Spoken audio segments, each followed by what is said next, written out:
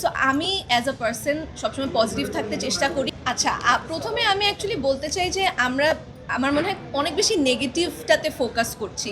আমি যতদূর দেখেছি যে সবাই কিন্তু সিনেমার গল্প, সিনেমার ভিজুয়াল, সিনেমার গান, সিনেমাতে মীরা আগুনের কেমিস্ট্রি, এলেনা আগুনের কেমিস্ট্রি, এগুলো নিয়ে অনেক পজিটিভ কথা বলছে। সো আমি অ্যাজ আ পার্সন সবসময় পজিটিভ থাকতে চেষ্টা করি এবং আমি মনে করি রকস্টারের টিমও খুবই পজিটিভ একটা টিম। সো আমরা পজিটিভটাতে ফোকাস করতে চাই।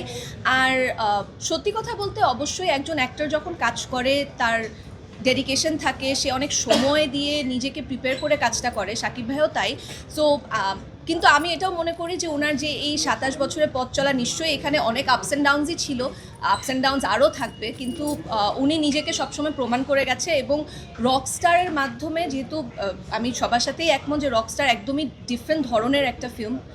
সো ডিফারেন্ট কোনো কিছু চেষ্টা করার যেই মানে মোটিভেশনটা, এইটা যেন আমরা না হারিয়ে ফেলি, যেন ফিউচারে সব ধরনের সিনেমা আমরা সিনেমা হলে দেখতে পারি। একই রকমের সিনেমা অনেকগুলো না হয়ে আমরা যদি ভিন্ন ভিন্ন রকম দেখি, যেমন গতবারও অনেক ডিফারেন্ট জনরার সিনেমা ছিল, এবারও কিন্তু রকস্টারের সাথে সাথে বাকি যে সিনেমাগুলো আছে সেগুলো ভিন্ন। সো আমরা চাইবো যে পরের বছর ঈদে আমরা যেন আরও ডিফারেন্ট ডিফারেন্ট ফিল্ম দেখতে পারি। সো এই নতুন কিছু ট্রাই করার এই মোটিভেশনটা না হারিয়ে আমরা যেন একটু পজিটিভ সাইডটাতে ফোকাস করি, আমি এটাই চাই।